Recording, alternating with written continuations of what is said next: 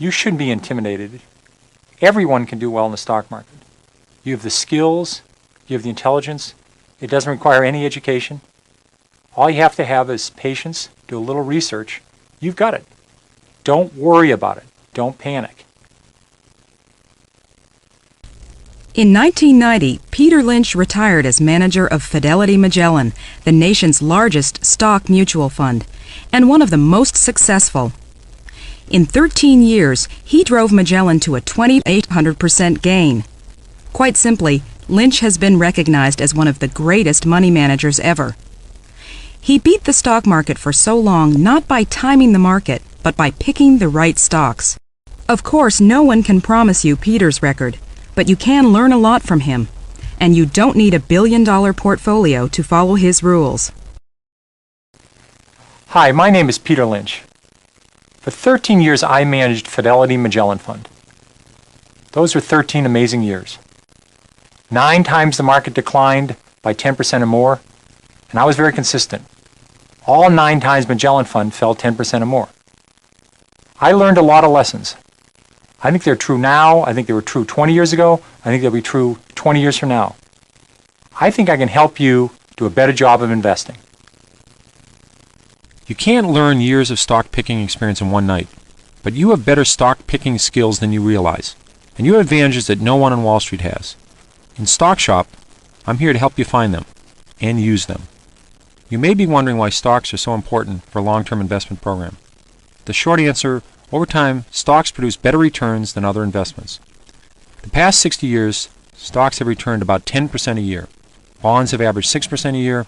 Treasury bills or bank CDs around 3%. That doesn't seem like a big difference, does it? But the power of compounding makes an enormous difference over time. Suppose you invest $50 a month and earn 6%. After 30 years, you have over $50,000. Go ahead and play with the numbers yourself. When your investment is taxed, the government reduces your return every year.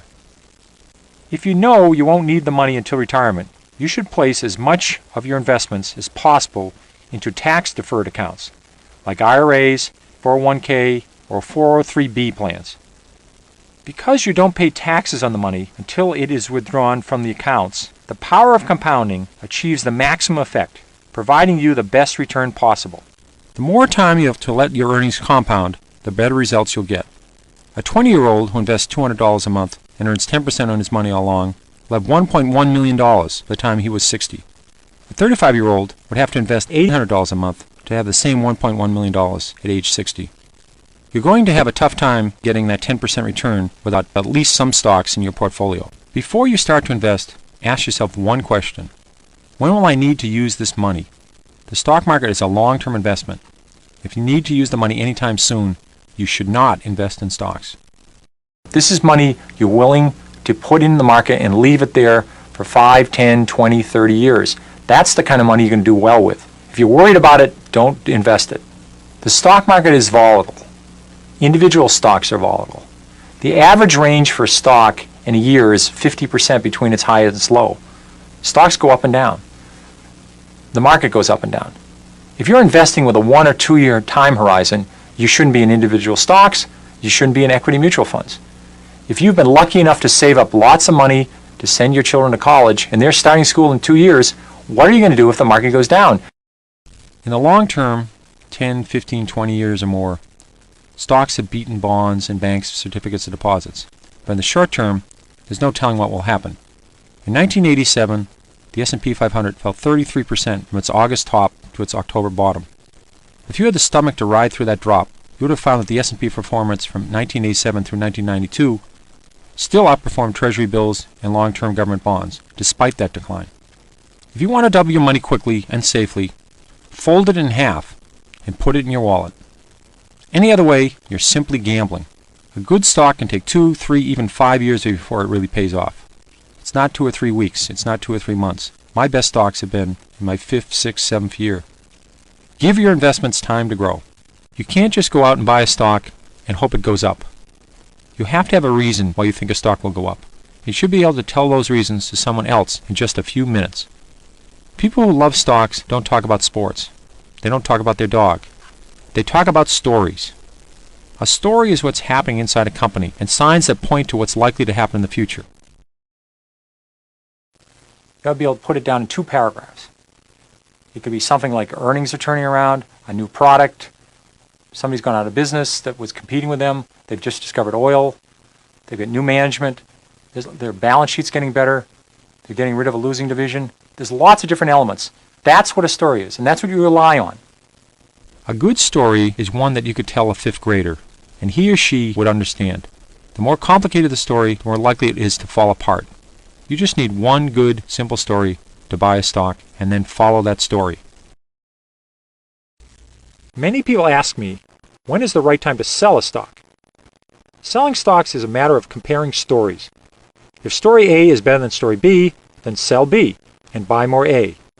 If you own 8 companies, you're playing 8 simultaneous games of poker. So only stay in the games that you have the best chance of success. But remember that stories rarely change overnight. It may take years for a good one to be recognized by the market. Give your good stories the time to grow. Your advantage in picking stocks is your direct experience with companies as a consumer, on your job as a professional, or as a neighbor. Use those advantages as a place to start looking for good stocks. You have several things that you possess that will make you a good investor. They're inherent to your life. It's the field you work in. It's the area where you live. There may be some local company that's terrific. You're a consumer. You see some products. You see some services that are terrific. We bought a Volvo. It was better than the American station wagons. It was safer. The price was right. I did a little bit of research. I found that Volvo, the stock, it's a Swedish company, was selling equal to its cash. You're paying almost nothing for the company. They had lots of other divisions that were doing terrific. Buying that car turned out to be a great way to begin researching the stock. Sometimes people take things for granted. My field was the mutual fund industry. In the early 1970s, the industry grew slowly, but then it took off in the 80s. Money piled in to money market funds, to equity funds. Like an idiot, I missed stocks like Dreyfus, T. Rowe Price, Strategic Investments, Franklin Resources. There was lots of companies that went up dramatically. These are my own field. All I had to do was buy these things. It was really dumb. Back in the 1950s, a fireman from New England noticed a factory in his town seemed to be hiring and expanding all of the time. This person didn't have a Cray computer, and he wasn't a professional investor. He was just an observant neighbor. He decided to put $2,000 per year into TAM brands, then called TAM Packs.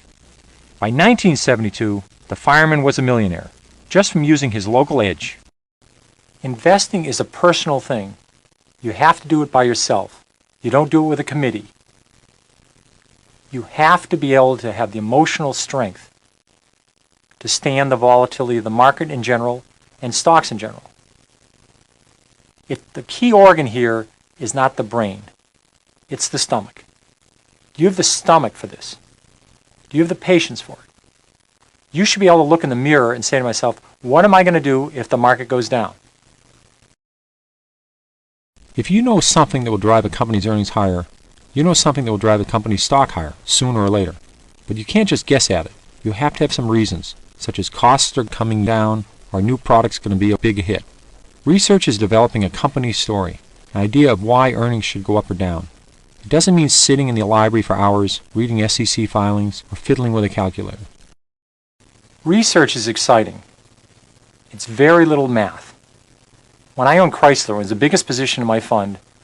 When I was at a movie theater, at a sports event, I'd run into somebody driving a minivan. I'd ask them, what do you think of the minivan? Would you buy another one? What do you like about it? Some would say, well, it's a little underpowered. They only have a 4-cylinder engine. I knew they were already working on a 6-cylinder engine. So this is research. Research starts with the things you know, your edge. If you're a mechanic, look at the tools you use. Which are the best? Which are the best value? Or if you're a doctor, see what new technology saves the insurer money, or software systems that reduce costs at hospitals. You probably already know a few companies quite thoroughly. The amateur investor probably can follow between 5 and 8 companies. They could lecture in these 5 or 8 companies. They know them very well. There's 10 to 15,000 public companies in the United States. There's lots more overseas. So you don't have to be experts on lots of companies. You just have to know a few very well. It's a lot of fun. It only takes a few hours a month. It's not a full-time job. I owned Dunkin' Donuts for 12 years. I think I might have talked to him once every year. The story didn't change a lot. You don't have to worry about low-cost imports coming from Korea. You don't have to worry about the economy. You don't have to worry about somebody inventing a new computer chip. The story doesn't change that much. McDonald's earnings have gone up, I think, more than 80-fold over the last 30 years. The stock's gone up 100-fold. What made McDonald's earnings continue to grow? If they just stuck with a cheap cheeseburger and a cheap hamburger at lunch, they probably would have run into earnings problems 10, 15 years ago. But they expanded their menu, they kept their costs low, they added breakfast, they went overseas. Every day they add 2 or 3 more restaurants. People thought there was no room for more McDonald's 5, 10, 15 years ago. They were wrong. If they had done the research, they would have said, well, there's a couple hundred countries out there. There's lots of places to grow.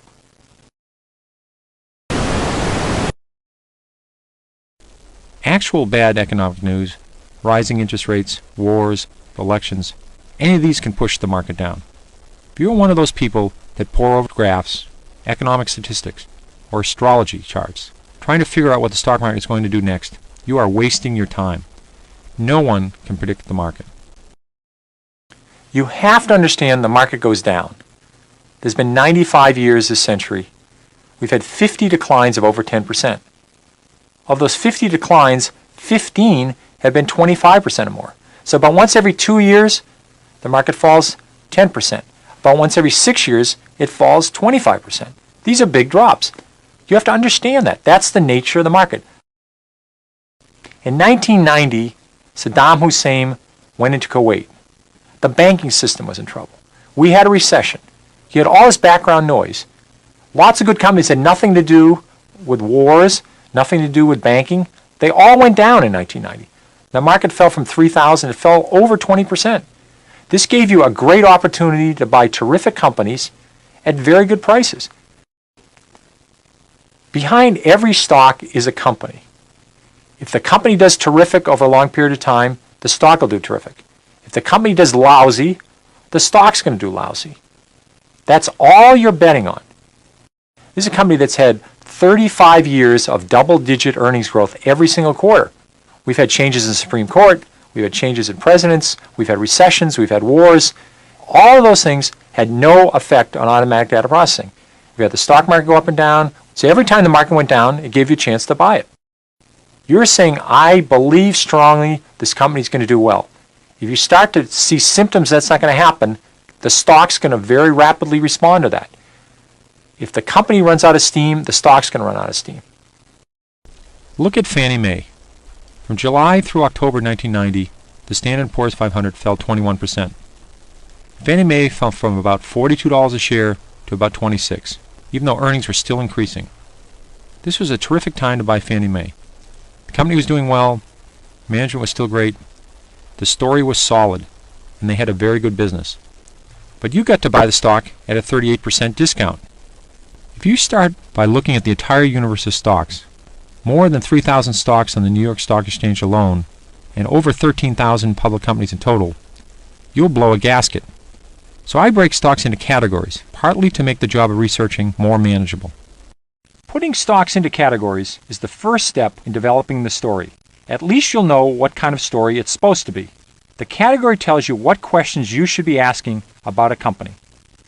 You simply can't expect all stocks to behave the same. Basing a strategy on general maxims, like sell when you double your money, or sell when the price falls 10%, is absolute folly. No formula will apply to all stocks. Different stocks behave differently, so they require different approaches, different expectations, and different kinds of stories. Suppose you've made a 50% gain on 2 companies. One is a fast grower with a long way to go. The other is a big, lumbering, slow growth company that has already saturated 95% of its market, and that market itself is growing slowly. The 50% return is fantastic for the slow grower. The chances are it's time to sell it. The same 50% return could be just the tip of the iceberg for the fast grower. There are basically 5 categories. 1 would be fast growers, 2 would be slow growers, 3 would be cyclicals, 4 would be asset plays, and the 5th one would be turnarounds. Remember, categories are guidelines. They are not hard rules. Some companies may not fit neatly into a category. Others may seem to be in 2 categories at once. Almost all companies change categories at some time throughout their lifetimes. Fast growers, if successful, will always eventually slow their growth. They'll run out of places to go. Cyclicals experiencing long down cycles may become turnarounds. Once recovered, they probably will be cyclicals again. Use the categories as guides to help you build your story, but don't let them limit the questions you ask or the research you do. One thing we can say about companies in general: it's easier to go from $100 million in sales to $200 million in sales than it is to go from $10 billion in sales to $20 billion in sales. So smaller companies tend to have more upside potential than larger companies. But don't dismiss all big companies out of hand. Some big companies defy their size and find exciting new ways to grow their earnings. As well, good opportunities exist in companies that are cyclical, regardless of their size. When most people think about investing in the stock market, they dream about investing in a fast grower, a company that is growing at over 25% a year. At 25% a year, a company's profits will double in 3. They quadruple in 6. They go up 8-fold in 9 years. That's how you get a huge stock in a decade. There's not a lot of these, but they're very powerful.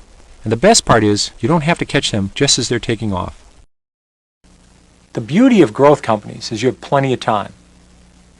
If they're going to grow for 5, 10, 20, 30 years, you don't have to be there the first year or the second year. You could have bought Walmart 10 years after they went public and made 30 times your money. What makes a company grow earnings so quickly? Either it is a rapidly growing industry, or it's a rapidly growing company in a slow growth industry. Rapid revenue growth and rapid earnings growth are the hallmarks of a fast grower. But you just can't buy any stock with hot earnings and hot sales. You have to check the balance sheet and make sure the company can keep growing. One way you can look at growth companies is think of baseball. A normal baseball game has 9 innings. You should look at a growth company and say, I don't want to buy it when they're in the first inning. I want to buy it when they're in the second or third inning. They've got the formula right. They've got lots of room to go. So you want to say to yourself, this is a company that's very early in its cycle, like a McDonald's when they're only in a few stores, or limited when they're only in 100 stores. And they had lots of malls to go to. Microsoft was a company you could have bought 3 years after it went public and made over 20 times your money. Sales and earnings were growing at several times the rate of the companies in the S&P 500 in an industry that was exploding by leaps and bounds. And it had a lot of potential both overseas and domestically. This was only the beginning of a 15 to 20 year growth cycle. You had plenty of time to get involved. There was this amazing company called Superior Industries. I think the stock went up over 100-fold. They were very good at making aluminum wheels. A lot of car companies went to aluminum wheels. The industry for autos wasn't growing. Aluminum wheels were growing dramatically, and they were the best at it. The fast growers get all the attention in the media. But there's nothing wrong with slow-growing stock, provided you get it at a very decent price. Somebody would say to you, I'm going to sell you a business for $100,000, and they're earning $50,000 a year. You say, what's the bad news? Let's say the bad news is the earnings are never going to grow. They earn $50,000 a year forever. So this is a price-earnings multiple of 2. You pay $100,000 for $50,000 of earnings, but they're never going to grow. You say, I don't care. I'm going to get a $50,000 return every year. In 2 years, I get all my money back. So sometimes, even if a company has a very low growth rate in earnings, if the stock is selling at the right price, it may still be a very good deal. A slow to moderate grower will have earnings growth of 3 to 15% a year. One company that I was very lucky with was Service Corp International. It's a funeral home company that bought up local family funeral homes, a very steady business. Service Corp could grow earnings at 15% a year when I owned it with very little problems. A slow grower that turns into a no-grower is a very bad news situation. So when you start researching the stock, look for these signs. Steady earnings growth. Rising dividends. Companies that raise their dividends each year have to have the earnings to do so. A rising dividend is normally a good sign for a stock. Room to keep growing. You want slow growers to go on forever. That's one reason I like Service Corp International so much. This was a great stock for me in the 1980s. At that point, it had a long way to go. Cyclical companies rise and fall with the economy. Typically, they make expensive big-ticket items that people buy when the economy is good. things like houses, cars, and furniture. When the economy is bad and people are worried about losing their jobs, they don't buy big-ticket items. They're too broke or too scared that they will go broke. Don't try to time a cyclical stock if you don't have intimate knowledge of the business, if you don't have an investor's edge. Everyone on Wall Street tries to time cyclical stocks too. Because the stock market looks forward, you could be left with a sinking stock even though the company's earnings are terrific. You make your best money in a cyclical when earnings go from rotten to mediocre, or from mediocre to pretty good. The danger point is when earnings go from great to spectacular. Somewhere between these 2 points, Wall Street will figure out there's only one way to go, and that's for profits to go down some point in the future. Just don't buy in the hope. Wait for things to get better. Prices to get better, capacity to shrink, inventories to go down, scrap prices to get better. Something ought to be happening. So you just want to wait for something really to happen, and then when it happens, it's going to be big. Let's take a look at Chrysler. In 1990, the company was selling for $10 a share. The economy was lousy. People were talking about Chrysler going out of business. But guess what? The economy came back. Everyone's old car was falling apart. As people made more money, they started buying new cars. And because Chrysler had great products, the minivan, the Jeep, and its first new full-size truck in 20 years, the stock was big. And in addition, very importantly, the balance sheet was decent in 1990. This was not a company about to go bankrupt. If it's a cyclical, you're hoping for a dramatic turnaround in earnings. It's going to happen over 2 or 3 years. Earnings are going to go from a loss to a huge profit. Stock's going to go up and you're going to get out. Make sure you're picking a strong company that can survive when the cycle goes down. That means good cash flow and low debt. If its cash flow is spotty or its debt is high, when the downturn comes, the company faces the danger of going bankrupt. Turnarounds. These are stocks that are battered down, or they're hated companies, or they've been forgotten about. They're depressed in price. But you have determined some one thing or a few things that have the potential for reversing this company's fortunes, independent of the industry getting better or the economy getting better. You always have to do a balance sheet check on any company. This includes turnarounds. Do they have enough cash to make it through the next 12 months, the next 24 months?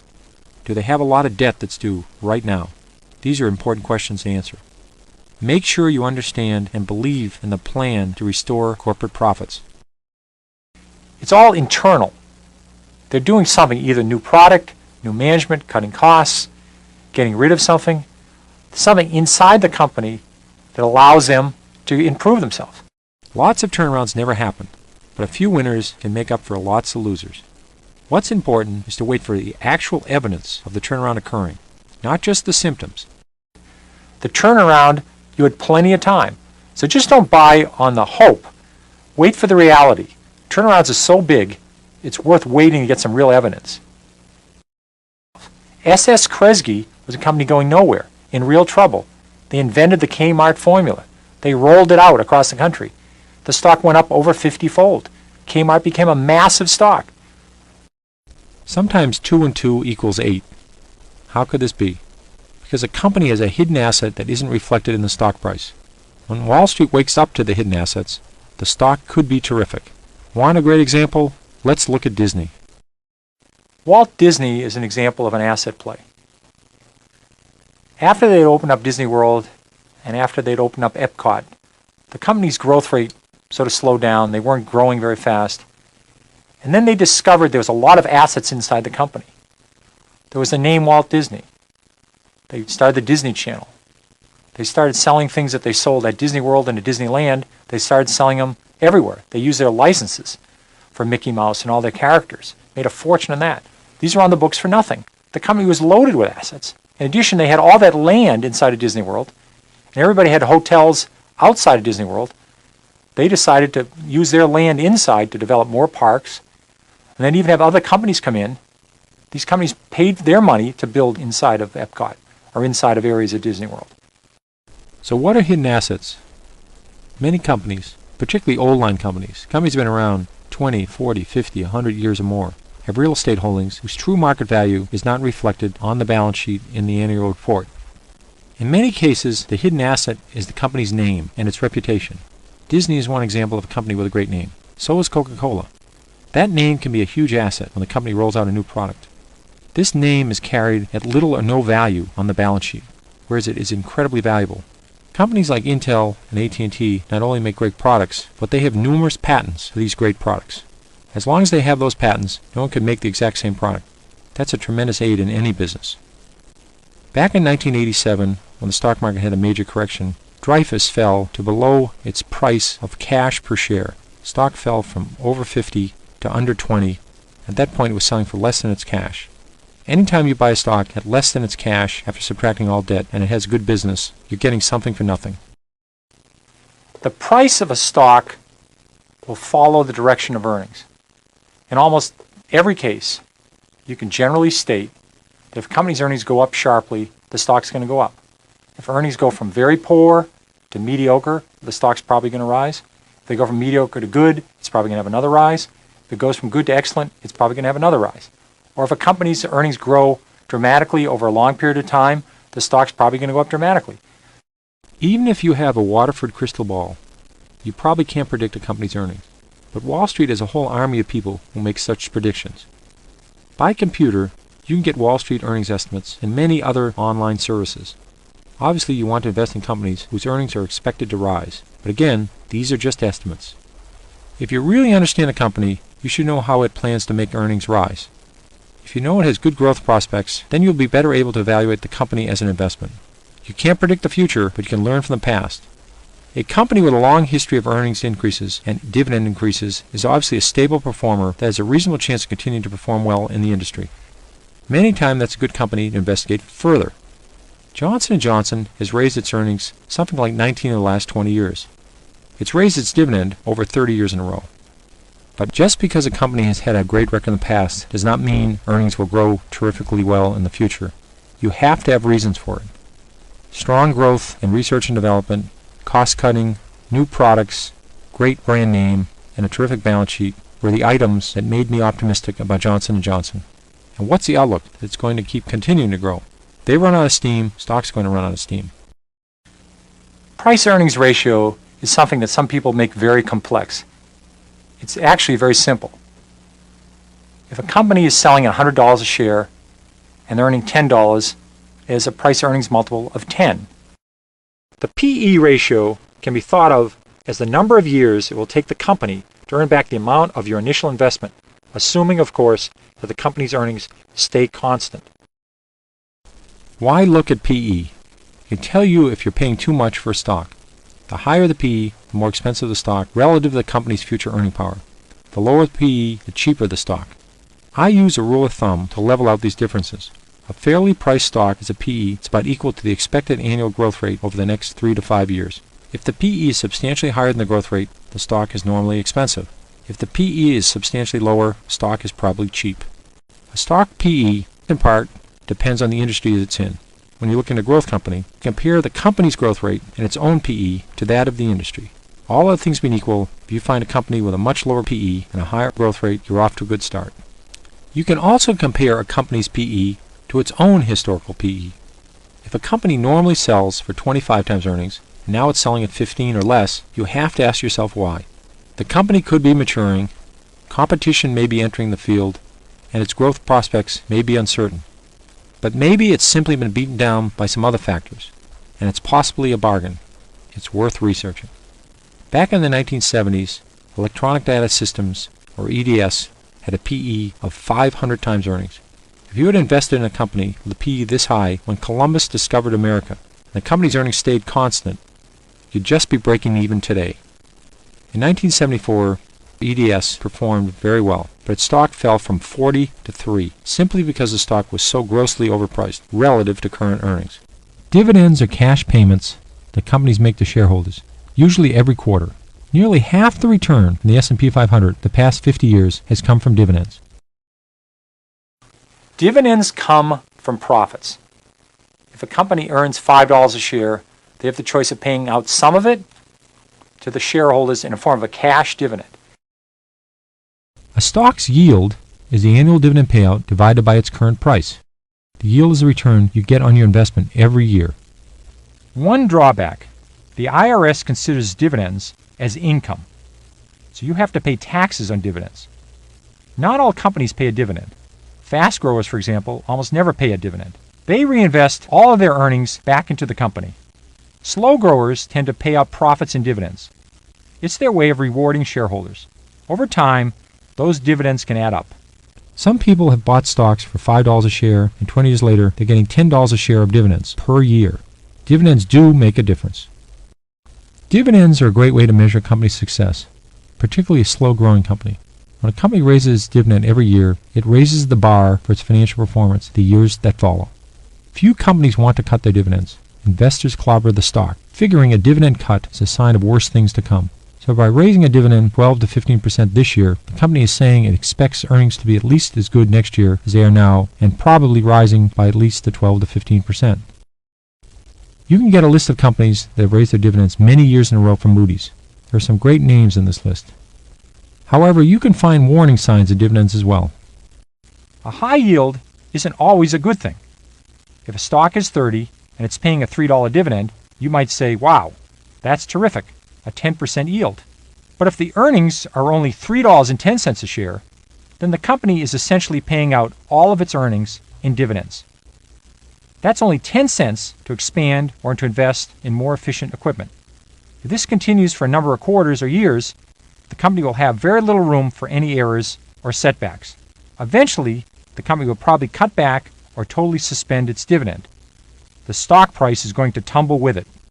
Be careful with high-yield stocks, particularly when they're paying out a very high percentage of their earnings. Any company's operations can hit an air pocket from time to time. You've got to make sure your company can survive tough times. The balance sheet tells you about the company's financial structure, how much debt it has, how much cash it has, and how much equity its shareholders have. There's nothing scary about a balance sheet. No story is complete without a check of the balance sheet. The basic concept of a balance sheet is that everything a company owns, its assets, are listed on one side. On the other side, you find everything a company owes, its liabilities. The difference between what it owns and what it owes is its equity, also called its net worth. Does the company have a lot of cash on hand? That's great. A company with a lot of cash can buy more stock, make an acquisition, or pay off all its debt. All moves that shareholders love to see. A company should have at least enough cash to pay off its short-term debt. If it doesn't, it could have to keep borrowing more and more. If you subtract cash from short-term debt and long-term debt, and the total is only 1/4 of net worth, the company has a decent balance sheet. However, if short-term debt and long-term debt combined, minus cash, equals or exceeds net worth, the company has a weak balance sheet. It's simple to recognize a strong balance sheet. No debt and lots of cash. Suppose a company has $20 million in cash after subtracting all debt. If the company has 4 million shares outstanding, it has $5 of cash per share of stock. If you buy the company at $10 a share, you're paying only $5 for the company and you're getting $5 a share in cash. That's a really amazing price. In effect, that means your real price is $5. If this company has a very solid, predictable business, this extra cash is quite valuable. But if a company has lots of cash and they're losing money, you still have to evaluate how quickly will they run through all that cash. That's all you really have to know. It's not much, but you should know it. If you don't check your company's survivability, you're not only skimping on your research, you're gambling. That's not why you invest in the stock market. Check the debt. Most companies have some debt, but how much is too much? Add up the company's long-term debt and total equity. That's a good approximation of the company's total capitalization, the money the company has available to grow its business in the future. Now compare the long-term debt to total capitalization. If total debt equals half of the company's capitalization or more, beware. That's quite a bit of debt. To service that much debt, everything has to work right. Things don't always work just right. If debt equals 20% of capitalization or less, that's better. That's fairly low debt. As usual, there is no rule without some exception. Debt in some industries, like banking, insurance, and financial services, routinely runs much higher than 20 to 50%. Know the industry and what is normal for it when you evaluate a balance sheet. In many industries, such as retailing and restaurants, companies have leases. They have commitments on buildings to rent for a long period of time. Often, this form of debt will only appear in the footnotes. This is a very substantial form of debt. Look into the footnotes. 5 or 10 years ago, investment professionals had a big edge. They got more research and information than small investors, and they got it sooner. But those days are long gone. Basic financial information is readily available from a dozen or more different sources. Everyone has a seat at the table right now. Here are some places to get started. If a balance sheet provides a snapshot of a company's financial position, an income statement tells you how the company got there. Income statements tell you how much money the company made or lost from its operations over some period of time. The basic formula is simple. You are asking how things went over the period, usually a quarter or a year. Over that time, you add up all the money the company brought in from selling products or services, then subtract all of the money the company spent to create those products or deliver those services. What is left is the net income. Net income is also referred to as earnings or profits. I hope by now you've been convinced that your story should always include an explanation of how the company plans to improve its earnings or to sustain its growth rate over time. There are only two ways for a company to increase earnings. They can increase sales or reduce costs. Most companies work to do both of these things. The income statement can help you figure out if the company is succeeding. If earnings equal revenues minus costs, then a valid way to raise earnings is to reduce costs. Reducing costs not only pushes up the earnings number, it makes a company more competitive. If two companies both produce competitive products of similar quality, then the one who can build it more cheaply has the advantage. They can choose to charge less for the product and sell more than their competitor, or can sell it for the same price and make much more money than their competitor. One way to measure cost reduction is to check out the costs listed on the income statement each quarter. But it's difficult to do so because what you really care about is how costs are changing relative to revenues. One way to measure this cost to revenues is the profit margin. This number is not shown on the income statement itself. To calculate the number for yourself, just divide the earnings before taxes by the net revenues. The higher the profit margin, the more money the company makes for each product it sells. Once we have the profit margin as a tool, we can evaluate how successful the company is being in reducing costs. Unless the company has raised prices significantly, if the profit margin goes up, then costs are going down relative to revenues. You can compare the profit margin of the company to the profit margin of a competitor, or to the average profit margin of the industry. When a company that's highly profitable already must depend on cost cutting to boost its profits even further, you have to be skeptical. If its profit margins are unusually high compared to the rest of the industry, there's a limit to how much additional profit it can squeeze out of the business by economizing. Ask yourself, is there a long road of margin cutting ahead, or are they already extremely efficient? Your goal is to feel as confident as possible with your story. How does the company plan to increase earnings? Sales growth is the single most important factor in growing earnings long term. So you must ask yourself how the company is going to make sales rise. The company can expand its customer base. Selling its existing products to new customers brings in new revenue. When evaluating this strategy, consider how far the company is from saturating the market for its products. If a company is already selling to 98% of its potential customers, there aren't a lot left to reach. The company can introduce new products into its existing customer base. This is the most difficult, but potentially the most rewarding strategy.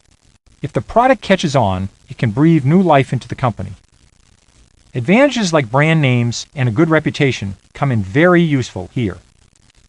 A company can also raise prices to increase revenues. That way, even if unit sales stay constant, revenues will still grow. Of course, the danger of raising prices is that the higher prices will drive customers to competitors, or encourage new competitors to enter the market. The details of a company's plan will vary by industry and by individual company. Just make sure you understand that plan and include it in your story. Once you've built the story for your company, you have a powerful tool for judging the stock. But like any powerful instrument, you must use it wisely and carefully or you'll get burned. Use your story to to pick the right time to buy a stock. I promise you that the right time to buy a stock does not occur often. When I'm following a stock, buying opportunities present themselves once or twice a year, if I'm lucky. I look for times when the potential upside is high and the potential downside is reduced. Understanding that balance is a key to successful stock investing. You have to understand, stock picking is a risk-reward trade-off. You have to know how much you're going to lose if you're wrong and how much you're going to make if you're right. The skill is to minimize your risk and maximize your reward. You can be wrong in this business. I've been wrong quite a bit. But you can be wrong and still make money, as long as your good stocks more than offset your mistakes. I figure if I can be right 6 times out of 10, that's a good batting average. When I pick stocks, I think of risk as a measure of my confidence in the story I've built.